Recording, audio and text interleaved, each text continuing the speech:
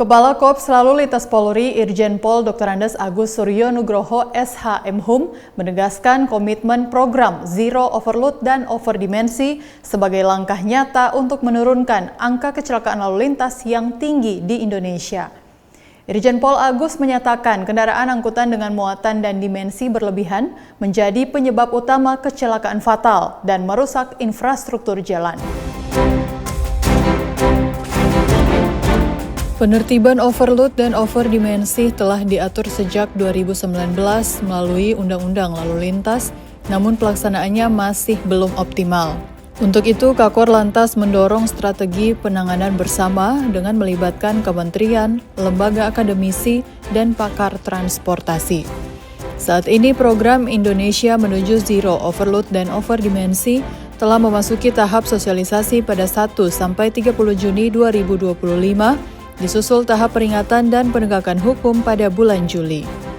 Keselamatan itu ada segala-galanya.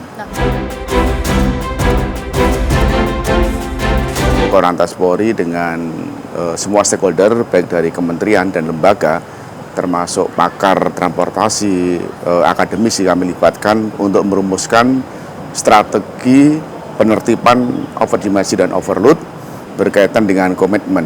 Negara harus hadir karena peristiwa kecelakaan cukup tinggi. Dekade of action dari PBB mengisyaratkan bahwa negara-negara harus bisa menurunkan angka fatalitas sampai 50%. Kakor Lantas menjelaskan penegakan hukum akan dilakukan bertahap, mulai dari edukasi, stiker peringatan, hingga pengawasan digital. Negara hadir untuk menertibkan. Jika pendekatan persuasif tidak berhasil, maka penegakan hukum akan dilakukan secara tegas dan terukur.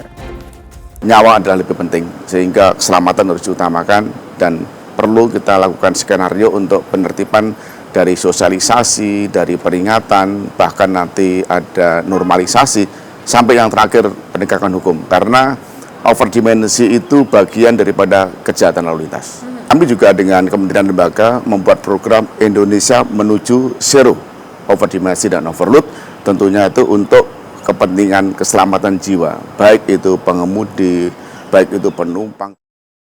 Demikian News Flash kali ini, nantikan News Flash dengan informasi lainnya. Saya Brigadir Putri Cikita, stop pelanggaran, stop kecelakaan, keselamatan untuk kemanusiaan, dan salam presisi.